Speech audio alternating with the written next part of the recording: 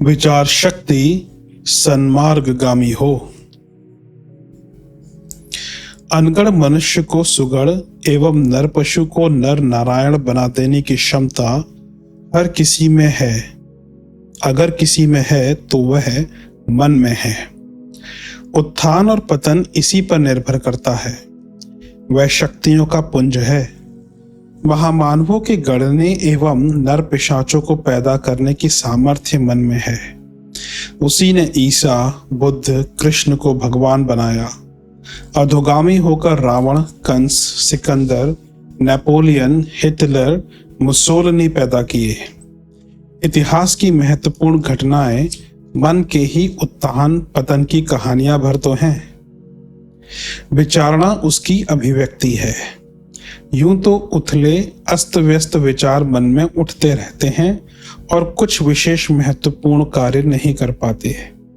सूर्य की बिखरी किरणों के समान पीने खाने के सामान्य प्रयोजन ही पूरे कर पाते हैं, पर वे भी नग्रहित दिशा विशेष में नियोजित होकर असाधारण सामर्थ्य प्राप्त कर लेते हैं। आतिशी शीशे पर केंद्रित सूर्य की किरणों की ध्वंसकारी सामर्थ्य के समान चमत्कारी प्रभाव दिखाते हैं। बिखराव कोई महत्वपूर्ण कार्य नहीं करने देता और उससे मन की शक्तियां ही नष्ट होती रहती हैं। एकाग्रता के अभाव में प्रचंड शक्ति का स्रोत होते हुए भी उसकी क्षमताओं का लाभ नहीं मिल पाता। वैज्ञानिक, कवि, कलाकार, साहित्यकार, विचारक, मनीषी मन की एकाग्रता की ही परिणतियां हैं। मन जब ऊर्ध्वगामी बनता है तो मनुष्य महात्मा, संत, देवात्मा बन जाता है और निम्नगामी होने पर नर से नर पशु और नर पिशाच बन जाता है। संकल्प विकल्प पर ही उत्थान पतन का क्रम निर्भर करता है। संकल्प की असीम सामर्थ्य को जानते हुए ही शास्त्रों में अनेक स्थानों पर उसकी स्तुति की गई है। शिवत्व से युक्त संकल्प की कामना की गई है।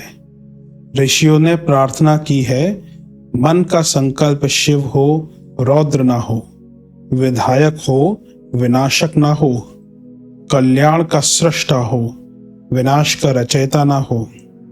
रचनात्मक श्रेष्ठ कार्यों की सत्प्रेरणाएं शिवत्व से भरे पूरे संकल्प ही जागरूक रहते हैं। शास्त्रों में मन की दो प्रकार की शक्तियों का उल्लेख मिलता है।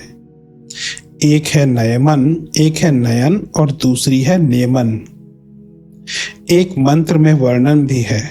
यजुर्वेद 34/6 मंत्र में सारथी की उपमा मन से तथा इंद्रियों की घोड़े से दी गई है।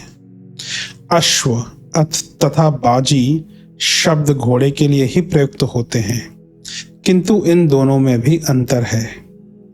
अश्व उस घोड़े को कहते हैं जो धीरे धीरे दौड़ता है। बाजी तीव्र गति से चलने वाले घोड़े को कहते हैं। यदि उसे रोका ना जाए तो दुर्घटना कर बैठेगा। सुयोग्य सारथी प्रथम प्रकार के घोड़े को चाबुक मारकर सही मार्ग पर आगे बढ़ने को बाध्य करता है, किंतु बाजी को सदा लगाम खींचकर गलत मार्ग पर जाने से रोकता है। एक का नयन करता है और दूसरे का नेमन। मन में भी दोनों प्रकार की शक्तियां विद्यमान हैं। शिथिलता को सक्रियता में बदलने तथा उद्धत आचरण से बचाए रखने से ही मन समर्थ बनता है। शरीर एवं इंद्रियां तो आयु के साथ क्षीण हो जाते हैं, पर मन आयु के बंधनों से परे होता तथा सदा युवा बना रहता है। वह कभी बूढ़ा नहीं होता। उसकी गति से तीव्र चलने वाली किसी भी वस्तु का अब तक पता नहीं लग सका है। उसकी शक्ति जिस भी दिशा में बढ़ जाए क्रांति ला सकती है। गीता कहती है, यो यच्छ्रद्धा स एव सः 17/3। मनुष्य श्रद्धा का पुंज है, संकल्प का खजाना है। संकल्पों में शिवत्व का समावेश है। इसकी प्रार्थना बार बार की गई है। इच्छा शक्ति के अनेकानेक चमत्कार देखने को मिलते हैं। यह मानसिक शुद्धि, पवित्रता एवं एकाग्रता पर आधारित है। जिसका मन जितना पवित्र और शुद्ध होगा, उसके संकल्प उतने ही बलवान एवं प्रभावशाली होंगे।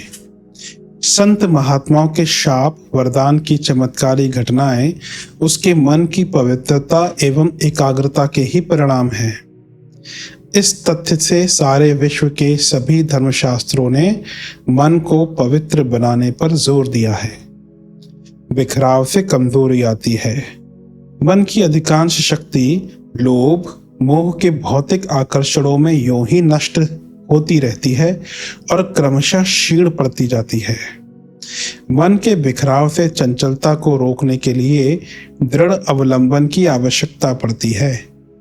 उसकी चंचलता तो विषयों के साथ जुड़कर और भी बढ़ जाती है। एकाग्रता का लक्ष्य पूरा हो सकना तो दूर की बात है। ऋषियों ने इस तथ्य को समझा, मन को नियंत्रित, दृढ़ एवं एकाग्र बनाने पर जोर दिया। साधनात्मक उपचारों का प्रतिपादन किया। उपासना को सर्वश्रेष्ठ अवलंबन माना, जो एकाग्रता का एकाकी लक्ष्य ही नहीं वरन सही दिशा में नियोजन का उद्देश्य भी पूरा करता है। मन उस परम सत्ता से जुड़कर ही टिका रह सकता तथा दृढ़ बन सकता है। एकाग्रता प्राप्ति के अन्यान्य माध्यम भी हो सकते हैं। सतत अभ्यास से संकल्प शक्ति भी विकसित होती है, पर उसका नियोजन श्रेष्ठ उद्देश्यों के सृजन के लिए होगा, यह आवश्यक नहीं। संकल्प के मनोबल के धनी नेपोलियन और हिटलर भी थे, पर वे इस शक्ति का सदुपयोग ना कर सके। वे ध्वंस पर उतार हुए और इतिहास में अपने कुकृत्यों का काला पन्ना जोड़ कर गए। इसलिए मनोबल की वृद्धि ही नहीं, सही दिशा में उसका नियोजन भी उतना ही आवश्यक है। सृजनात्मक प्रयत्न तो आदर्शवादी सिद्धांतों के अवलंबन से ही बन पड़ते हैं। इसी कारण उपनिषद के ऋषि मन की एकाग्रता, मनोबल की अभिवृद्धि ही नहीं, उसके शिव तत्व से युक्त होने की भी कामना प्रार्थना करते हैं। वे इस तथ्य से अवगत थे कि एकाग्रता का लक्ष्य पूरा हो गया तो भी यदि सृजन में उसका सदुपयोग ना हुआ, ध्वंस पर उतारू हुआ, तो संकट खड़ा हो जाएगा। महत्वपूर्ण पक्ष विचारों का भी है, जो मन में ही उठते रहते हैं और अपने अनुरूप प्रभाव डालते हैं। उन पर नियंत्रण, नियोजन भी उतना ही आवश्यक है जितना कि एकाग्रता के लिए प्रयत्न। स्वतंत्र, अनियंत्रित छोड़ देने पर तरह तरह की विकृतियां खड़ी करते और मन को कमजोर बनाते हैं। प्रसिद्ध संत इमर्सन ने कहा है, विचारों को स्वतंत्रता दीजिए, वे कामनाओं का रूप धारण कर लेंगे। कामनाओं को स्वतंत्र मार्ग दीजिए, कार्य में परिणत हो जाएंगे। यदि वे निकृष्ट हुए तो पतन के कारण होंगे।